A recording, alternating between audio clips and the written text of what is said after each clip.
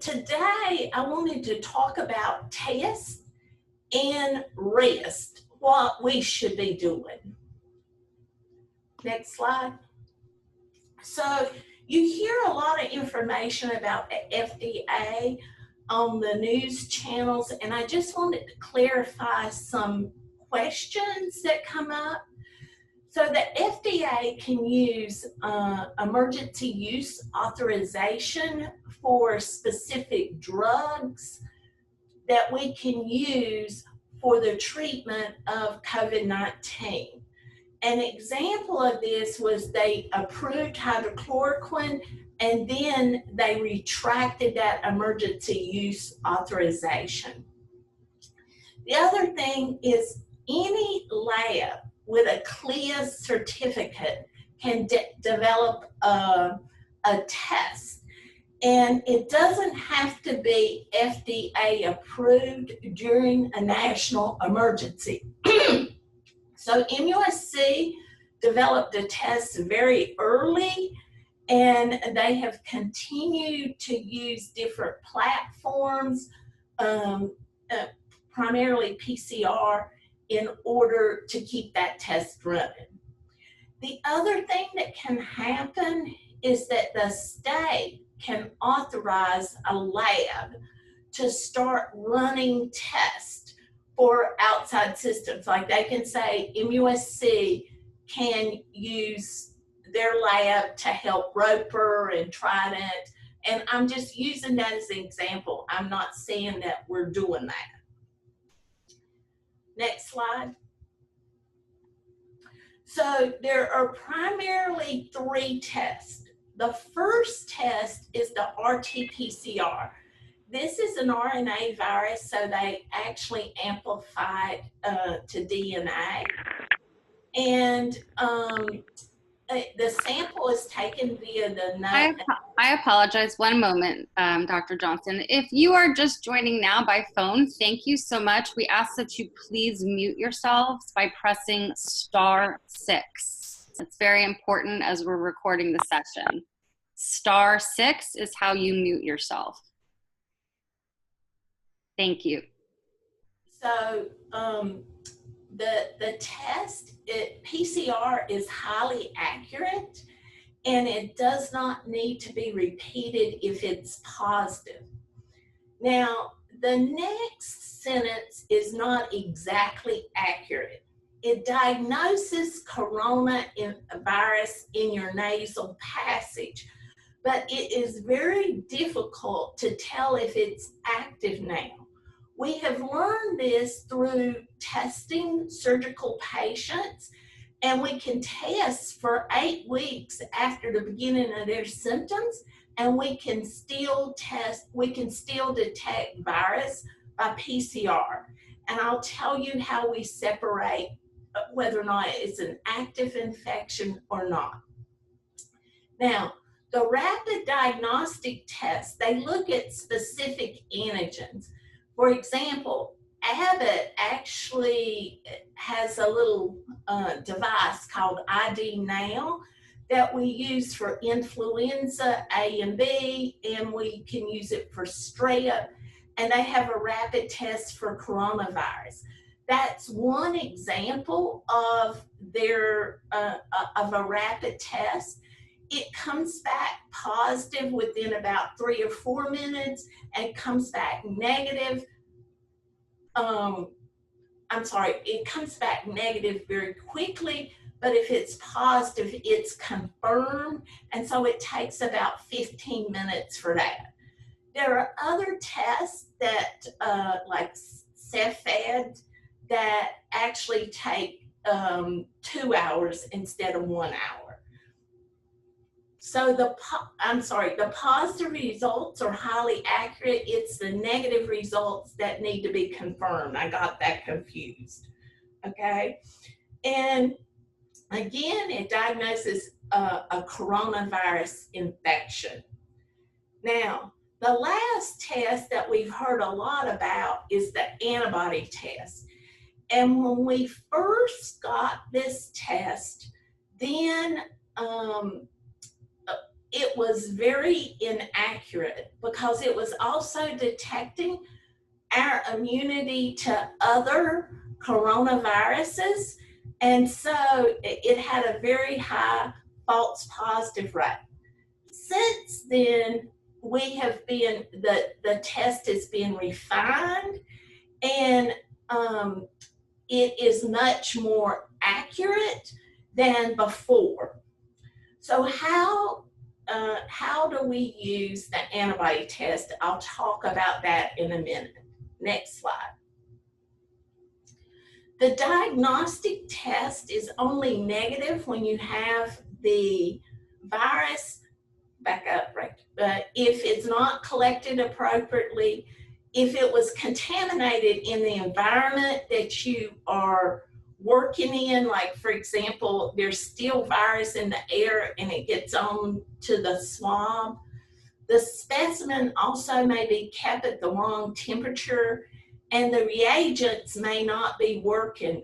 Most of the time, this test is run with a positive and negative control so that you know your reagents are working. Next slide. So who should be tested today? Patients with symptoms that you worry that they have COVID, and patients with high-risk exposures.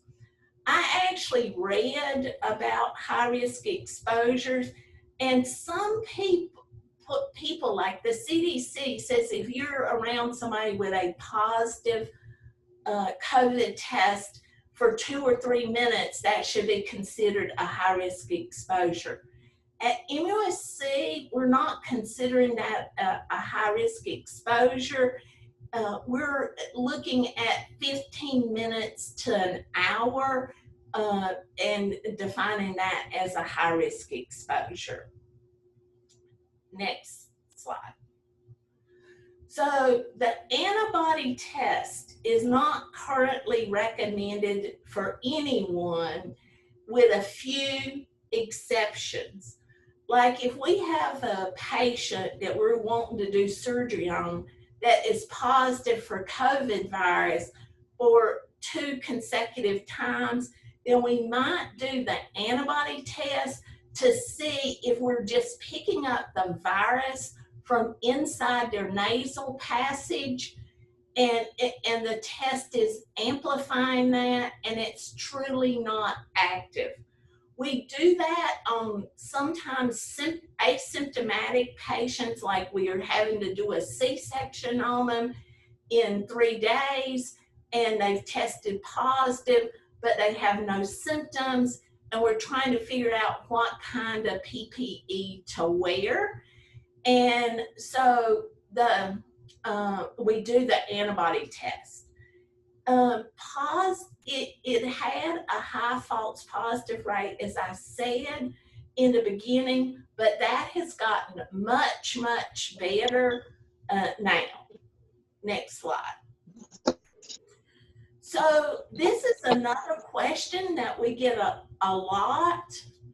And you know, I'm an MFM and not a pediatrician, but I talk with our pediatricians. And so the question comes up, what should we do with the baby of a COVID positive patient? First of all, the AAP, the American Academy of Pediatrics, recommends separation from the positive parent, okay?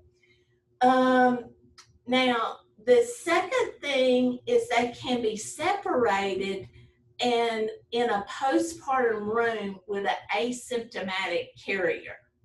Okay? I mean, an asymptomatic caretaker, not somebody who has been tested but does not have the symptoms of COVID. And then the final one that can be done is the patient can choose to have her baby in the room with her. And so we recommend that the mother, anybody COVID positive, wear a mask, strict hand washing, and social distancing. The baby can be 6 feet away. The next question we get is, can the mother breastfeed? And I talked about this in our first presentation, but the mother can breastfeed if the mother wears a mask. Next slide. Now, this slide is really hot off the press. It actually just is implemented at MUSC today. Now, if you are a level 2 or 3 baby and one of your parents is COVID positive, we let you go in 10 days after the onset of symptoms for COVID. Now, what we have said before is 14 days, and the CDC said 14 days from the onset of symptoms.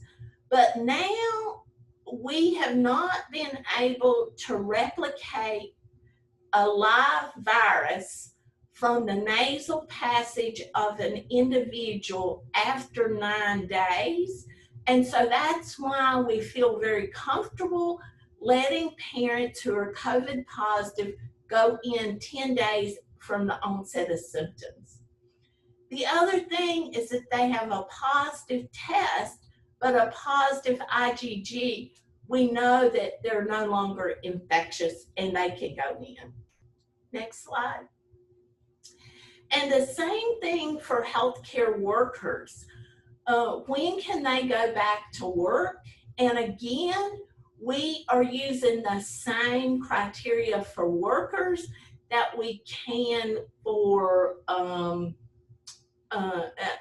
parents in the level 2 and 3 room. Next slide, please.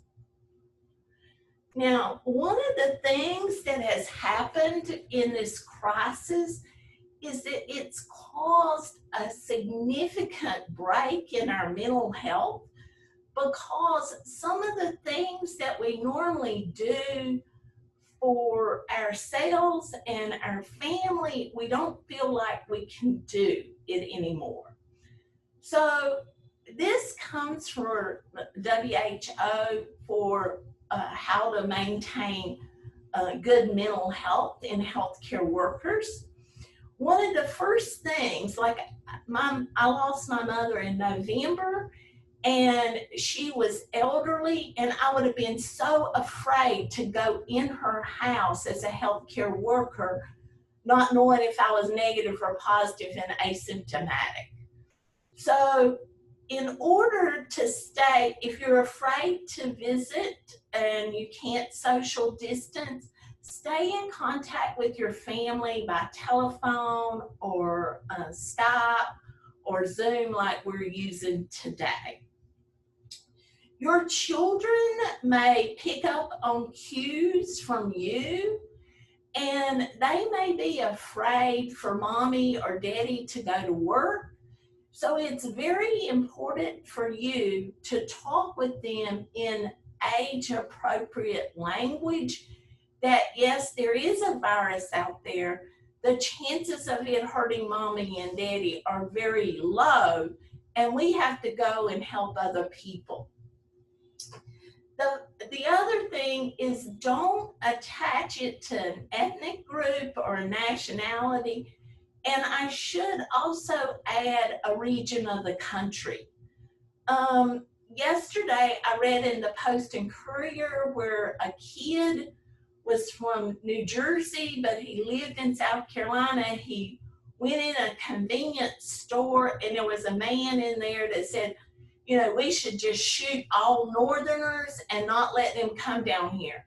And the guy said he was very upset because he knew that he had a Northern accent, although he lives in South Carolina, and he was afraid that someone would hurt him if he spoke. And so he got out of the store without speaking.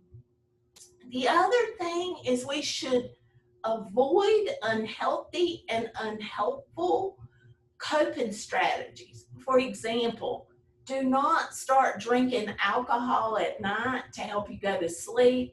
First of all, it disrupts your sleep. And if you have a tendency to become an alcoholic, this may tip you over.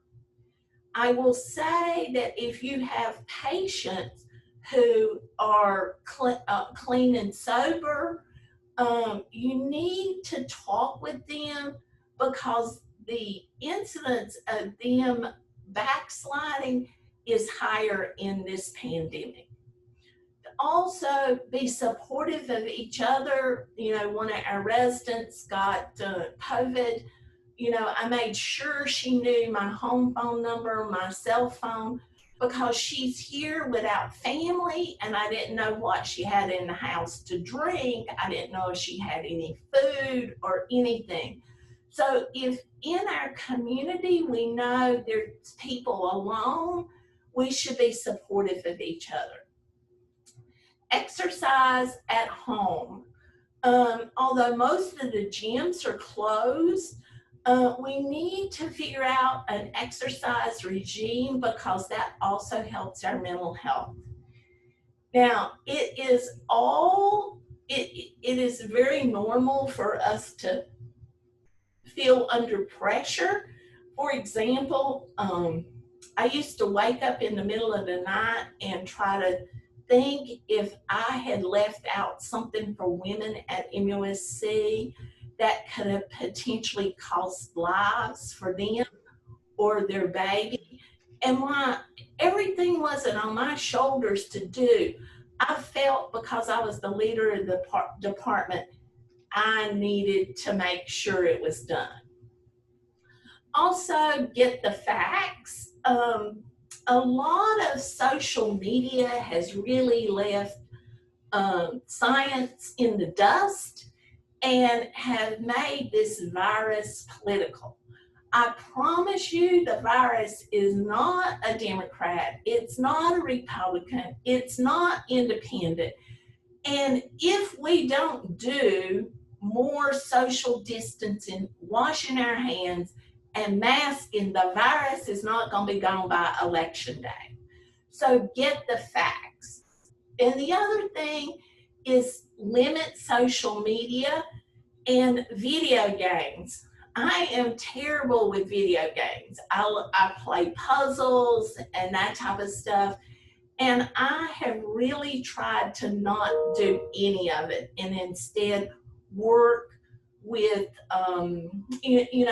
worry about something else or do something else to try to get my mind off of COVID. Next slide. And so. Hey, I just, go ahead, Donna. I didn't want to interrupt you. I'm going to go ahead and discuss this slide, but I will let you finish up. So go ahead. Okay, thank you so much, Dr. Johnson. This is for everyone to see. The slide sets for all our presentations are archived on our website. We will meet next on August 5th, and we're going to have a very interesting, we're going to do a panel discussion that time, next time, which should be very fruitful with different stakeholders looking at pregnancy wellness during this public health emergency. And then we will be shortly after starting our new series, which will be covering substance use disorder in pregnancy, which is also incredibly timely at this moment. You can also see this curriculum on our website. I'm going to go ahead and stop our recording and turn it over to Q&A.